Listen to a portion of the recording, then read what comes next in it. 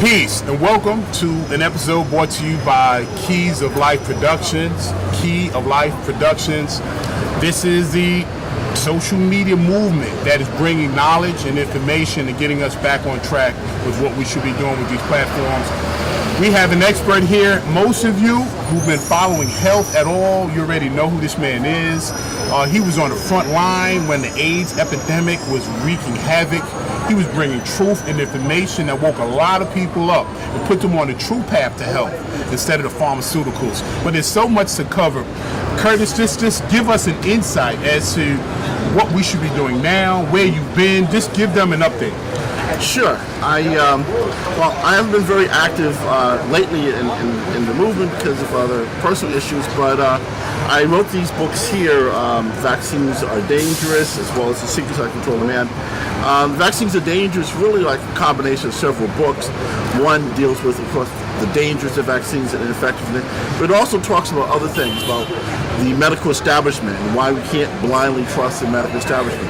The HIV/AIDS hoax, why HIV does not cause AIDS, why it doesn't even exist, and better options for people. Even deals with cancer and documented natural treatments that cure people of cancer. I mean, people who were defined as terminally ill have been cured, and I provide that information in the book, as well as how to reverse diabetes and heart disease. And so a lot of information is in the book for years of researching it.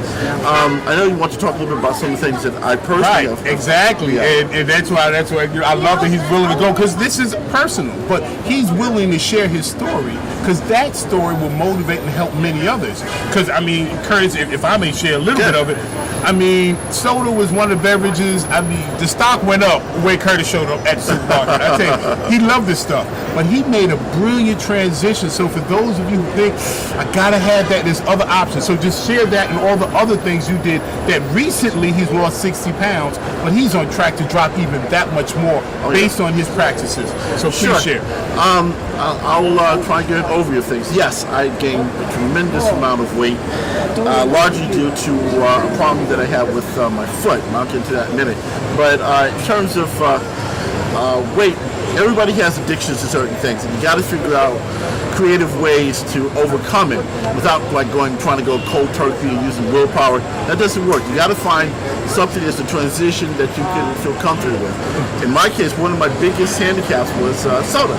I enjoyed drinking soda. I knew it was bad for me, but by people who are addicted to heroin or LSD or the cigarettes, I was addicted to soda. And if you do the research on soda, the chemicals in the soda do make you addicted to it. It's designed that way. It's no accident. In any event, one thing that I discovered was seltzer water. I found seltzer water gives you the same type of fizz that you get with soda, and you can get seltzer water that's flavored, like I use the one LaCroix. It tastes delicious. I didn't even think about the fact that it's no soda, and I found I can have that. I can have whatever meal I want and drink that, and it goes down. Plus, I drink my regular water, filtered water, and I store it in a copper container because it helps energize the water, makes it even healthier for you. But drinking plenty of water and transitioning from soda to seltzer water, that is one of the things that helped me a great deal. Mm-hmm. So everybody has to find a thing that helps them make a transition. Right. Now, we jumped ahead with the transition. Right. Again, since you're sharing details, remember we spoke about the domino effect that led to the weight gain in the first place. Right. He was rendered less mobile, almost immobile, because of an injury, which was normal movement, because Curtis is a very known and established author, so he was bouncing around and doing lectures and workshops, but that put a serious cramp in his movement, so then weight and other things killed. So because others are in that situation too. Right. Word of advice, take care of your feet. Okay, now in my case, I started developing pain in my right foot, and I really didn't know what the source was, but I was always energetic, always skinny, strong, studied martial arts, break boards in my hand, kick over my head, all kinds of things. So whenever I would get a pain, I could usually expect it to go away. this particular time it wasn't going away. And I made the mistake that most of you who are watching this probably make, relied entirely on my doctors. I saw all kinds of foot specialists, and they would give insoles for my shoes that hurt my foot, hurt my knee. They would give me these electro stimulus type of things. Didn't do a thing. Massages, all kinds of things.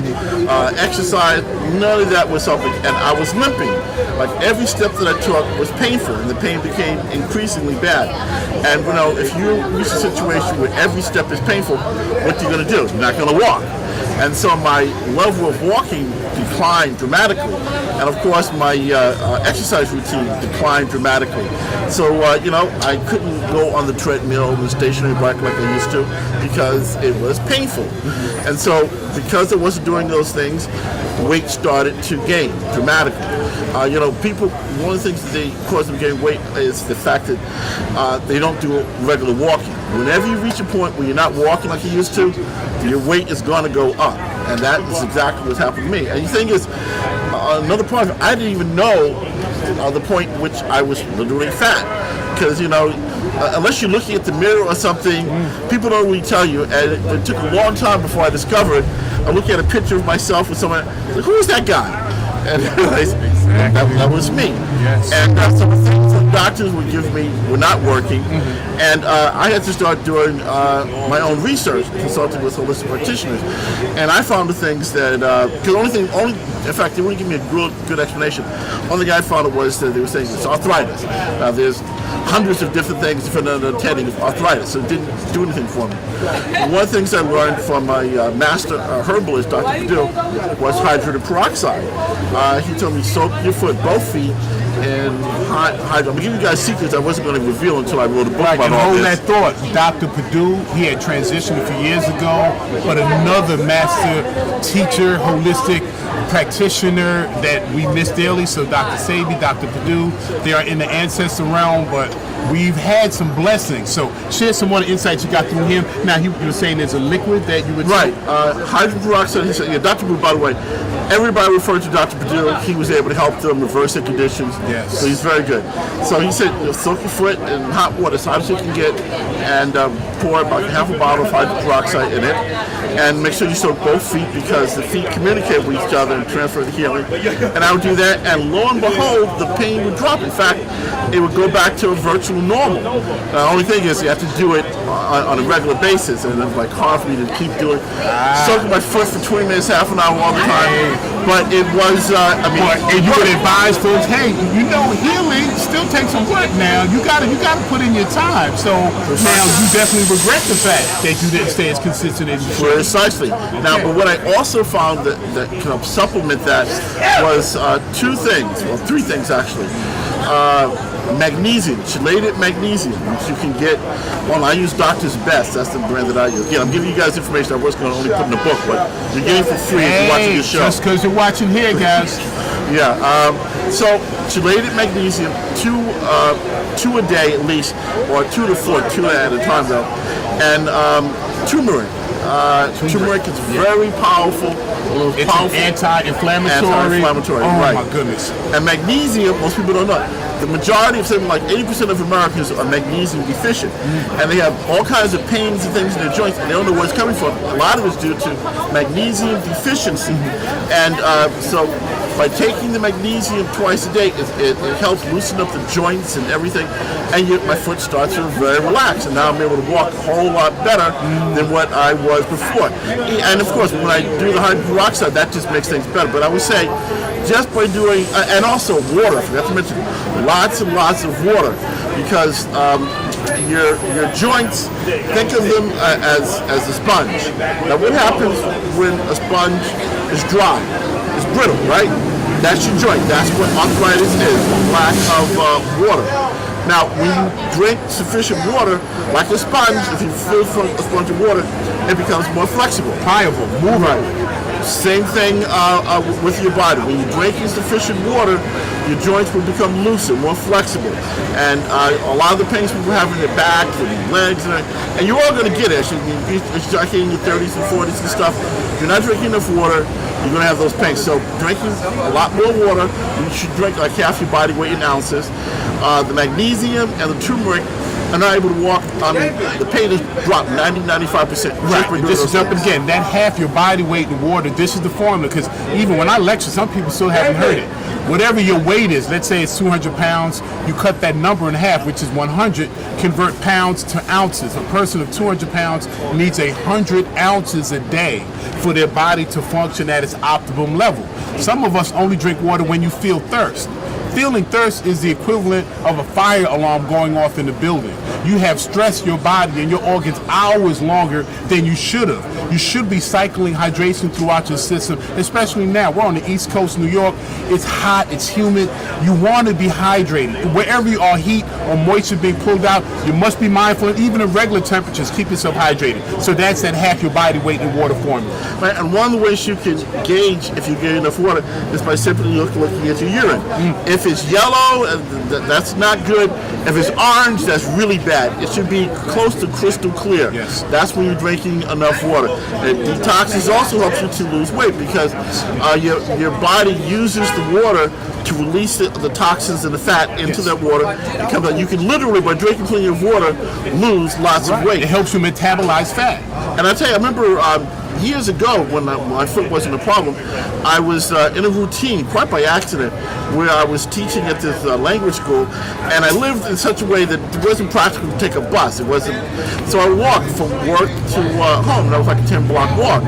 And I also was drinking 2 bottles of Poland Spring water, the big, large bottle. And I was walking about 2 miles a day, because back and forth is a mile, and twice a day was like 2 miles. I was literally losing, because I was weighing myself every day, 2 pounds a day, regardless of what I ate. So long as I walked 2 miles and I drank 2 big things of water, I was losing weight. It wasn't like a program somebody gave me. It just was. And so water is very powerful, and you got to have some type of regular exercise. Yes. It doesn't have to be like super weightlifting. Simple things like walking. Careful, right there. Okay. Simply walking. I recommend everybody get an app. I have it on my phone. Steps, and you can track how many steps you walk each day. And 2,000 steps is about a mile. So you should be doing minimum mile, 2 miles, 3 miles every day, and that's going to help keep your weight off. Right, and I want to check something else. As a fitness specialist, when numbers are out there, I like to come back, so I don't want you all to take any one thing you hear as what your particular goal is. There is a period of time where the body can lose pound, 2 pounds a day. That is not a rate of loss that you would want to continue any extended period. Losing that much that rapidly should be addressed. Now, the early stage, especially if you're immediately stopping a diet where you were consuming a lot of extra calories and you're moving at the same time, your early loss will be quick and rapid. But that should stabilize in about 2 to 3 weeks, and then more sustained loss, the kind of loss that stays off, will start to take place. That's when you see the 5, 10, and where Curtis is now at 60 and going towards 100. I just wanted to clear that up. And he's the expert, so follow that advice. When I talked about my 2 pounds a day, that was not planned. It is what it was. Yes. I was walking that distance each day because of my job, and I was drinking the water, and it just was coming. But even, it's best to follow this advice and do it in the long term, but that's what happened. So water is powerful, and simple walking is powerful, and swimming. I go swimming at my gym several days a week. Great thing about swimming is you don't hurt any of your joints. A lot of other things, you do jogging and stuff. If you're overweight and you're older, you risk you hurting something. And then when you hurt something, because I've already gone through it, you can be out for weeks, and that sets you back. When you're swimming, you don't hurt yourself. Even if you don't know how to swim, and you just walk from one side of the pool to the other. I can swim. Even if you're just walking, since water is denser, it's more effort than walking through air, and the cool water is reducing the inflammation in your joints. So simply doing that, regularly. Whatever you do, walking or swimming, cycling, so long as you're doing something consistent. Yes. And you need a way to monitor your progress or lack And thereof. let me throw this in there. Movement is medicine. Movement is medicine. Please hear that. Movement is medicine. Walking, swimming, you gotta move. That will burn the calories. Right. I also strongly recommend, which has helped me a lot, and there's different theories on it, is I weigh myself every single day. Now, some people say you should weigh yourself every couple of weeks, couple of months, you go ups and down, which, I mean, there's a solid logic and reason to that. But you have to assess your personality. Myself, I like to weigh myself each day because if the needle goes up a pound or two, I think about what I did that day to cause it. Okay, yeah, I did have a hamburger, yeah, I had a soda, I didn't go to the gym. So I'm very much aware of the things I did that contributed to that extra pound or two going up. Likewise, and then I take corrective action. Likewise, when my weight goes down, I think about what I did that day. I said, oh yeah, well, I did go to the gym, I did drink the gallon of water I was supposed to, I did this, did that, and yeah, I gotta repeat that. It feels good. So that way, your weight, you can't have weight sneak up on you. You're not going to suddenly find yourself 20 pounds heavier because you're monitoring it every single day. That works for me. The only time that I've gained large amounts of weight is when I wasn't looking at the scale. So for me, looking at the scale every day works. Exactly. And whatever works for you, flow with it. But for the broader audience, and even for my particular approach, again, most of you who follow us know I'm a fitness specialist, so I wouldn't want any of my clients to work with to be that closely rigidly, because so much of this journey is going to be mental and emotional, and to be so connected to something that can give you good news one day and bad news the next. A person is generally already struggling with motivation. I wouldn't want to give that much to one measurement. Weight is a good measurement. A lot of people lose sight that muscle is heavier and more dense than fat, but it takes up space differently on your body. So your scale can say something at 190, and 3 weeks later of hard work it says 188, but you look in your pants is a pants sizing a 2 down. You look in your shirt is feeling baggier in areas. So you could be losing inches that would not simply be reflected yet on the scale, because the scale is only telling you weight. So that's why I would personally say don't lock yourself in that much the process. Now, when your clothing is fit different or right before you get in the shower, I'm sure we all assess our body just to look to see what we need to do. That's the time. So the change of the shape. But again, he put something together that works for him. Stay on it, because guess what? It got the result, and you're going down the path of victory. Right, and what he said is true. Before, early stages, when my weight would go up, it would be depressing, and it could be discouraging. So you got to get over. For me, I have to get over that. So okay, I have to take responsibility for what happened. So if you can handle it emotionally, fine. If you know you're going to freak out because you gained a pound or two, then it's better to do what Mr. Smalls is saying. So yes, whatever works for you. But that's what worked for me. I keep close track of my weight. Another thing I recommend is taking advantage of the technology. Now, what I mean by that is, I have an iPhone like everybody else has their trusty iPhone, whatever other phone that you have. The apps that they have now will save your life, literally. Those who are listening to this will most likely save your life if you follow what I say. There are apps like I use IBP. I don't know what it stands for, but you can look it up, IBP. What it does is it allows you to track your blood pressure, your pulse, and your weight. Okay, now I have my volunteer cameraman. I told him 10 minutes. You're probably going about 15.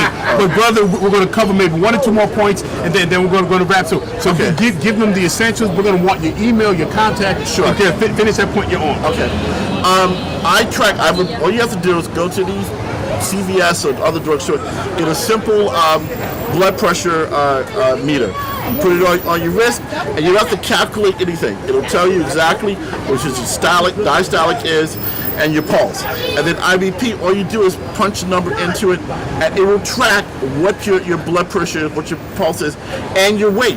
And it will create beautiful graphs. So I can go back 6 months, see what my pulse was, my weight was. And I've learned that when my blood pressure might go up slightly, I'm now conscious of it, and I know what to do to bring it down. I'll tell you what to do. Cinnamon. All you do is make cinnamon shakes. That will help drive your blood pressure way down. Cinnamon is great for bringing down blood pressure. I make a cinnamon smoothie, get a blender, put a banana in it, put some almond milk in it, pour a bunch of cinnamon in it, and you blend that up, and you got a very powerful drink that will bring your blood pressure down. The thing is, most people have no idea what their blood pressure is. And blood pressure can go in big spikes, and you can be in a danger zone and you won't know it. There's no need right now for anybody to have heart attacks or stroke, because you would know well before you have the heart attack or stroke that your numbers are in the red. It'll show you in the graph, and you'll know when you're in the safety zone because your numbers will be in the yellow and the green. Right, but unfortunately, like you said, most don't know their numbers. Precisely. Curtis, we're going to have you back. I mean, again, knowing your blood sugar, knowing your cholesterol, knowing your PSA. Yes, all of these things are vital. I mean, most of you drive, I bet you see those dashes on that board, and you see one of them needles go in the area that's not supposed to be. I bet you're going to be at the mechanic. Exactly. So why would you not want to assess your body? Something much more valuable to you. And unfortunately, we as black men, we lead the list on not being able to take preemptive action. You know, you shouldn't have to be dragged to an emergency room. You should, again, look at signs, know your numbers, know when something's out of whack, and then put everything back in place. Identify it on your program. Like I said, I had a hamburger, I did this, I haven't worked out in a week. You should be able to identify the problem, improve on it, and get back on your track to health and wellness. So, Absolutely. Brother Curtis, how can we reach you? Sure. And then also, before you say that, he's on 125th Street, y'all. This is one of our best minds. If you were here, you could get him to autograph his book. You can sit right in the chair and ask him questions about your health condition. So by you being a viewer of Key of Life Productions, you're able to get this insight. But those who come through Harlem, these are the gems that you have. So how can we reach you, Brother Sure. Curtis? You can go to my website, www.vaccinesAreDangerous. I'll give you my, again, www.vaccines, VACCINESRARE, Dangerous.com. I'll give you my business phone number is 347-335-6455. Go to my website. You can order a copy of the book. All books are autographed. They're also on Amazon, and you can order The Secrets of the Controller Man. Even though the title has the Controller Man, is a positive type of control. Don't worry about it. You're gonna love it, whether you're a guy or a girl. And I will be coming out this summer more and more on the weekends, Friday, Saturday, Sunday. Excellent. So you'll be able to see me on 125th Street more. And so, great. I hope this has been helpful, and do share the information. Thank you, Mr. Smalls, for allowing me on your show. Thank you again. The best minds, come to Harlem, come to the Mecca, right across from the Apollo. We had Curtis Course giving all of his knowledge, one of our esteemed authors, right here on Key of Life Productions. Continue to you gotta support us. Without your support, we can't keep this going. Peace.